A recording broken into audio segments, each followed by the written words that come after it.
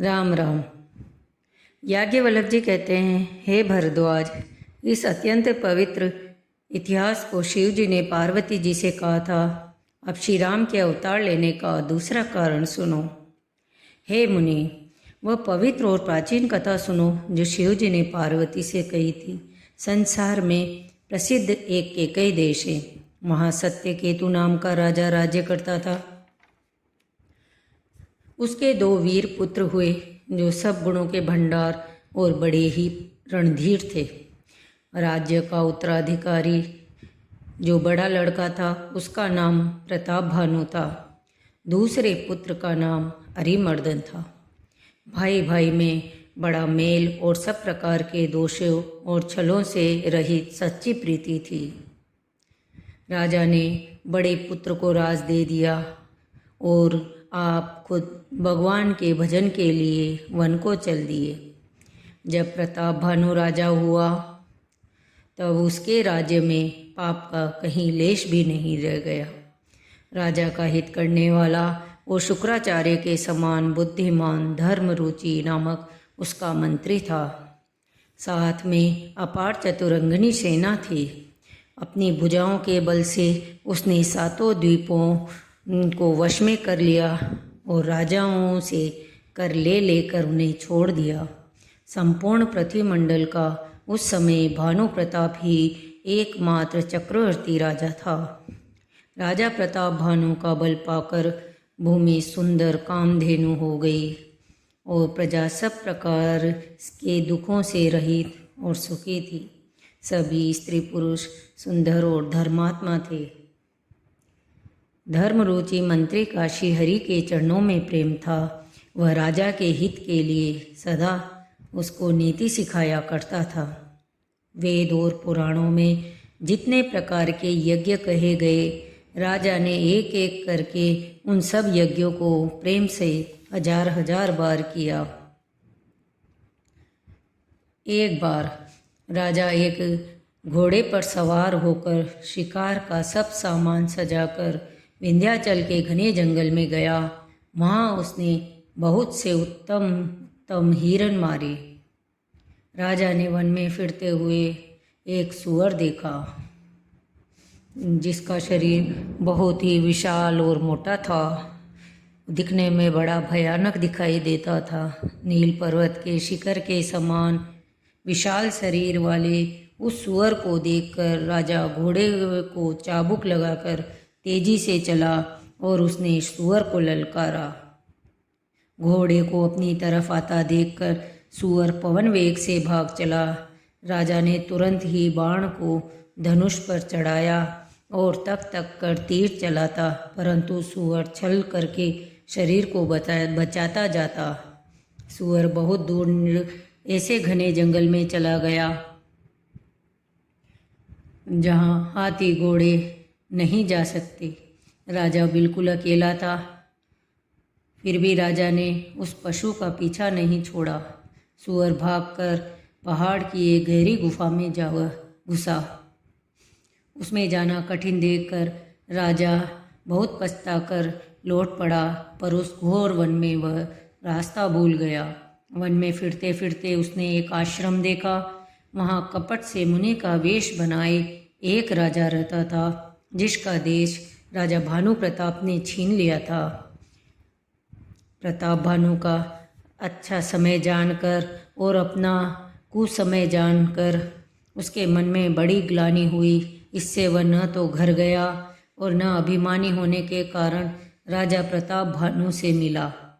दरिद्र की भांति वह मन ही में क्रोध को मारकर राजा तपस्वी के वेश में वन में रहता था। राजा प्रताप भानु उसी के पास गया। उसने तुरंत पहचान लिया कि ये प्रताप भानु है। राजा प्यासा होने के कारण व्याकुलता में उसे पहचान न सका। राजा ने उसे महामुनि समझा और घोड़े से उतरकर प्रणाम किया।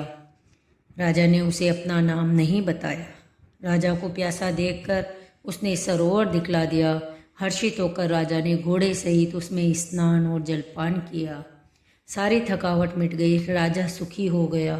तब तपस्वी उसे अपने आश्रम में ले गया और फिर वह तपस्वी कोमल वाणी से बोला, तुम कौन हो?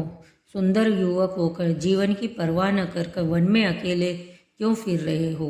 तुम्हारे चक्रवर्ती राजा के लक्षण मुझे दिखाई देते हैं। राजा ने कहा, हे मुनीश्वर सुनिए, प्रताप भानु नाम का ये एक राजा है, मैं उसका मंत्री हूँ। शिकार के लिए फिरते हुए राह भूल गया। हे सुजान सुनो, घोर अंधेरी रात है, घना जंगल है, रास्ता नहीं है, ऐसा समझकर तुम आज यहीं ठहर जाओ, सवेरा होते ही चले जाना। तुलसीदास जी कहते हैं, जैसी होनहार होती है वैसी ही सहायता मिल जाती है। हे नाथ, बहुत अच्छा। ऐसा कहकर उसकी आज्ञा सिर चढ़ाकर घोड़े को वृक्ष से बांधकर राजा बैठ गया। फिर सुंदर कोमल वाणी से कहा, हे प्रभु, आपको पिता जानकर मैं ढिठाई करता हूँ। हे मुनीश्वर, मुझे अपना पुत्र और सेवक जानकर अपना नाम और धाम विस्तार से बतलाई है। कपटी मुनि ने कहा कि हे भाई, हमारा नाम एक तनु है। यह सुनकर राजा ने फिर सिर नवाकर कहा, मुझे अत्यंत अनुरागी सेवक जानकर अपने नाम का अर्थ समझाइए। कपटी मुनि ने कहा, जब सबसे पहले सृष्टि उत्पन्न हुई थी तभी हमारी उत्पत्ति हुई, तब से मैंने फिर दूसरी देह धारण नहीं की, इसी से मेरा नाम एक तनु है। हे पुत्र, मन में आश्चर्य मत करो, तप से कुछ भी दुर्लभ नहीं है। तप के बल से ब्रह्मा जगत को रचते हैं, तप ही के बल से विष्णु संसार का पालन करने वाले बने, तप ही के बल से रुद्र संहार करते हैं। संसार में कोई ऐसी वस्तु नहीं जो तप से न मिल सके। यह सुनकर राजा को बड़ा अनुराग हुआ। तब वह तपस्वी पुरानी कथाएं कहने लगा। राजा सुनकर उस तपस्वी के वश में हो गया। तब वह उसे अपना नाम बताने लगा। तपस्वी ने कहा, राजन, मैं तुमको जानता हूँ, तुमने कपट किया वह मुझे अच्छा लगा। हे राजन सुनो, ऐसी नीति कही गई है कि राजा लोग जहाँ तक अपना नाम नहीं कहते। तुम्हारी वही चतुराई समझकर तुम पर मेरा बड़ा प्रेम हो गया। तुम्हारा नाम प्रताप भानु है, महाराजा सत्यकेतु तुम्हारे पिता हैं। हे राजन, गुरु की कृपा से मैं सब जानता हूँ। अब मैं प्रसन्न हूँ, इसमें संदेह न करना। हे राजन, जो मन भावे वही मांग लो। उनके प्रिय वचन सुनकर राजा हर्षित हो गया और मुनि के पैर पकड़कर उसने बहुत प्रकार से विनती की। हे दया के सागर मुनि, आपके दर्शन से ही ये चारों पदार्थ अर्थ धर्म काम मोक्ष मेरी मुट्ठी में आ गई, तो भी स्वामी को प्रसन्न देखकर मैं यह दुर्लभ वर मांगता हूँ। मेरा शरीर वृद्धावस्था, मृत्यु और दुख से रहित हो जाए, मुझे युद्ध में कोई न जीत सके और पृथ्वी पर मेरा 100 कल्प तक एक छत्र अकंटक राज्य हो। तपस्वी ने कहा, हे राजन, ऐसा ही हो, पर एक बात कठिन है, उसे भी सुन लो। हे पृथ्वी के स्वामी, केवल ब्राह्मण कुल को छोड़कर काल भी तुम्हारे चरणों पर सिर नवाएगा। तप के बल से ब्राह्मण सदा बलवान रहते हैं, उनके क्रोध से रक्षा करने वाला कोई नहीं है। हे नरपति, यदि तुम ब्राह्मणों को वश में कर लो तो ब्रह्मा विष्णु और महेश भी तुम्हारे अधीन हो जाएंगे। ब्राह्मण कुल से जोर जबरदस्ती नहीं चल सकती।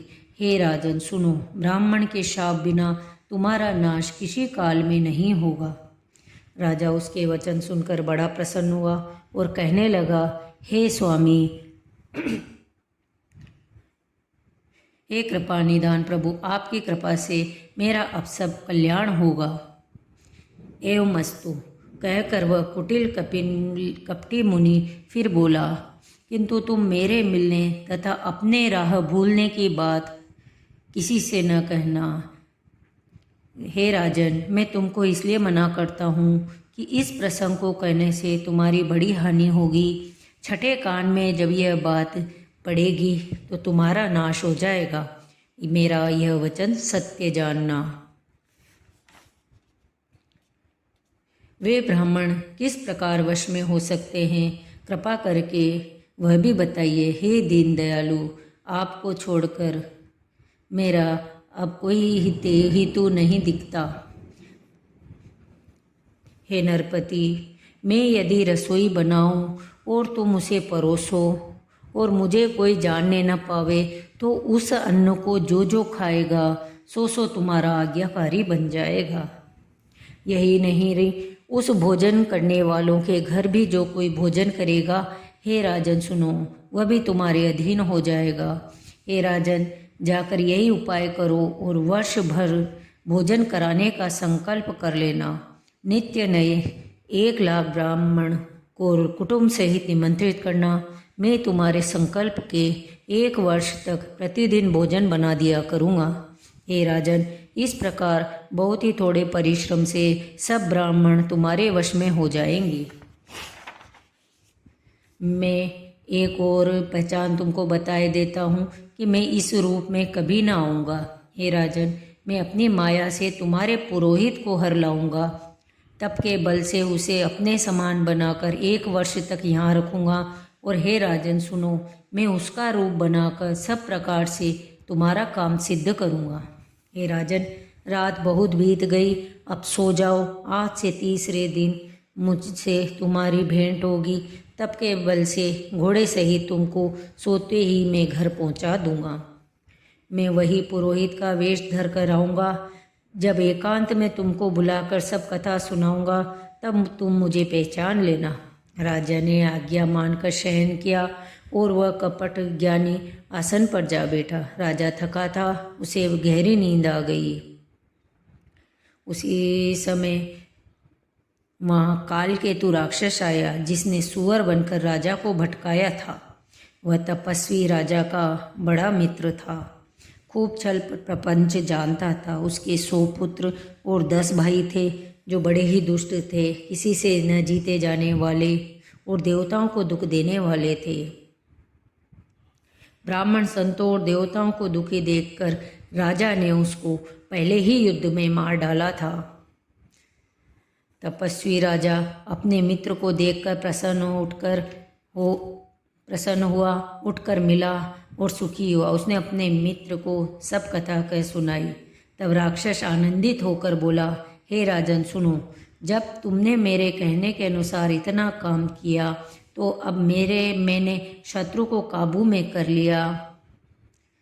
तुम अब चिंता त्याग सो रहो। विधाता ने बिना ही दवा के रोग दूर कर दिया। कुल सहित शत्रु को जड़ मूल से उखाड़ कर 4थे दिन में तुमसे आकर मिलूंगा। तपस्वी राजा को खूब दिलासा देकर वह महामायावी राक्षस और अत्यंत क्रोधी चला। उसने प्रताप भानु राजा को घोड़े सहित क्षण भर में घर पहुंचा दिया। राजा को रानी के पास सुलाकर घोड़े को अच्छी तरह घुड़साल में बांध दिया। फिर वह राजा के पुरोहित को उठा ले गया और माया से उसकी बुद्धि को भ्रम में डालकर उसने पहाड़ की खोह में ला रखा। वह आप पुरोहित का रूप बनाकर उसकी सेज पर जा लेटा। राजा सवेरा होने से पहले ही जागा और अपना घर देखकर उसे बड़ा आश्चर्य माना। मन में मुनि की महिमा का अनुमान करके वह धीरे से उठा, जिससे रानी न जान पावे। फिर उसी घोड़े पर चढ़कर वन को चला गया। नगर के किसी भी स्त्री पुरुष ने नहीं जाना। दोपहर बीत जाने पर राजा आया। घर घर उत्सव होने लगे, बधावे बजने लगे। तब राजा ने पुरोहित को देखा। तब वह उसी कार्य का स्मरण करके उसे आश्चर्य से देखने लगा। राजा को 3 दिन युग के समान बीते। उसकी बुद्धि कपटी मुनि के चरणों में लगी थी। निश्चय समय जानकर पुरोहित बना हुआ राक्षस आया और राजा के साथ की हुई गुप्त सलाह के अनुसार उसने अपने सब विचार उसे समझा के कहा। गुरु को उस रूप में पहचान कर राजा प्रसन्न हुआ। ब्रह्मवश उसे चेत न रहा कि यह तापस मुनि है या कालकेतु राक्षस। उसने तुरंत 1,00,000 उत्तम ब्राह्मणों को कुटुंब सहित निमंत्रण दे दिया। पुरोहित ने 6 रस और 4 प्रकार के भोजन, जैसा कि वेदों में वर्णन है, बनाए। उसने मायामयी रसोई तैयार की और इतने व्यंजन बनाए जिन्हें कोई गिन ना सके। अनेक प्रकार के पशुओं का मांस पकाया, उसमें उस दुष्ट ने ब्राह्मणों का मांस मिला दिया। सब ब्राह्मणों को भोजन के लिए बुलाया और चरण धोकर आदर सहित बैठाया।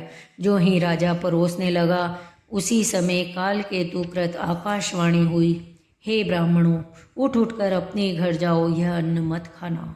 रसोई में ब्राह्मणों का मांस बना है। आकाशवाणी का विश्वास मानकर सब ब्राह्मण उठ खड़े हुए। राजा व्याकुल हो गया, परंतु उसकी बुद्धि मोह में भूली हुई थी। होनहारवश उसके मुंह से एक बात भी नहीं निकली। तब ब्राह्मण क्रोध सहित बोल उठे। उन्होंने कुछ भी विचार नहीं किया। अरे मूर्ख राजा, तू जाकर परिवार सहित राक्षस हो। रे नीच क्षत्रिय, तूने तो परिवार सहित ब्राह्मणों को बुलाकर उन्हें नष्ट करना चाहा था। ईश्वर ने हमारे धर्म की रक्षा की, अब तू परिवार सहित नष्ट होगा। 1 वर्ष के भीतर तेरा नाश हो जाएगा। तेरे कुल में कोई पानी देने वाला तक न रहेगा। शाप सुनकर राजा भय के मारे अत्यंत व्याकुल हो गया। फिर सुंदर आकाशवाणी हुई, हे ब्राह्मणों, तुमने विचार कर शाप नहीं दिया। राजा ने कुछ भी अपराध नहीं किया। आकाशवाणी सुनकर सब ब्राह्मण चकित हो गए। तब राजा वहाँ गया जहाँ भोजन बना था। देखा तो वहाँ न भोजन था, न रसोईया, ब्राह्मण ही था। तब राजा मन में अपार चिंता करता हुआ लौटा। उसने ब्राह्मणों को सब वृतांत सुनाया और बड़ा ही भयभीत और व्याकुल होकर पृथ्वी पर गिर पड़ा। हे राजन, यद्यपि तुम्हारा दोष नहीं है तो भी होनहार नहीं मिटता। ब्राह्मणों का श्राप बहुत ही भयानक होता है, यह किसी तरह टाले नहीं टल सकता। पुरोहितों को उसके घर पहुंचाकर कालकेतु ने कपटी तपस्वी को खबर दी। उस दुष्ट ने जहाँ तहाँ पत्र भेजे और सब बेरी राजा सेना सजा सजा कर चढ़ दौड़े और उन्होंने डंका बजाकर नगर को घेर लिया। नित्य प्रति अनेक प्रकार से लड़ाई होने लगी। भानु प्रताप के सब योद्धा शूरवीरों की करके रण में जूझ मरे। राजा भी भाई सहित मारा गया। सत्यकेतु के कुल में कोई नहीं बचा। ब्राह्मणों का श्राप झूठा कैसे हो सकता है? हे मुनि सुनो, समय पाकर वही राजा परिवार सहित रावण नामक राक्षस हुआ। उसके 10 सिर 20 भुजाएं थी और वह बड़ा ही प्रचंड शूरवीर था। अरिमर्दन नामक जो राजा का छोटा भाई था, वह बल का धाम कुंभकर्ण हुआ। उसका जो मंत्री था, जिसका नाम धर्मरुचि था, वह रावण का सौतेला भाई हुआ। उसका नाम विभीषण था। यद्यपि वे पुलस्त्य ऋषि के पवित्र, निर्मल और अनुपम कुल में उत्पन्न हुए, तथापि ब्राह्मणों के शाप के कारण वे सब पाप रूप हुए। तीनों भाइयों ने अनेकों प्रकार की बड़ी कठिन तपस्या की। रावण ने विनय करके और चरण पकड़कर कहा, हे जगदीश्वर, सुनिए, वानर और मनुष्य, इन 2 जातियों को छोड़कर हम किसी के मारे न मरे, यह वर दीजिए। फिर ब्रह्मा जी ने कुंभकर्ण को वर दिया। ब्रह्मा जी ने सोचा, जो यह दुष्ट नित्य आहार करेगा तो सारा संसार उजड़ जाएगा। ऐसा विचार कर ब्रह्मा जी ने सरस्वती की प्रेरणा करके उसकी बुद्धि फेर दी, जिससे उसने 6 महीने की नींद मांगी। फिर ब्रह्मा जी विभीषण के पास गए और बोले, हे पुत्र, वर मांगो। उसने भगवान के चरण कमलों में प्रेम मांगा। उनको वर देकर ब्रह्मा जी चले गए। वे तीनों भाई हर्षित होकर अपने घर लौट आए। मय दानव की मंदोदरी नाम की कन्या परम सुंदरी स्त्रियों में शिरोमणि थी। मय ने उसे लाकर रावण को दिया। उसने जान लिया कि यह राक्षसों का राजा होगा। अच्छी स्त्री पाकर रावण प्रसन्न हुआ। फिर उसने जाकर दोनों भाइयों का विवाह करा। समुद्र के बीच में त्रिकुट नामक पर्वत पर ब्रह्मा का बनाया हुआ एक भारी किला था। महान मायावी और निपुण कारीगरों ने मय दानव ने उनको फिर से सजा दिया। फिर उसने मणियों से जड़े हुए सोने के अनगिनत महल थे। जैसी नाग कुल के रहने की पाताल लोक में भोगावती पुरी है, इंद्र के रहने की स्वर्ग लोक में अमरावती पुरी है, उससे भी अधिक सुंदर बांका ये दुर्ग था। जगत में उसका नाम लंका प्रसिद्ध हुआ। बोलिए श्री रामचंद्र भगवान की जय। पवन सुत हनुमान की जय। उमापति महादेव की जय। इसके आगे की कथा अगले अंक में। कृपया मेरा चैनल सब्सक्राइब करें। धन्यवाद।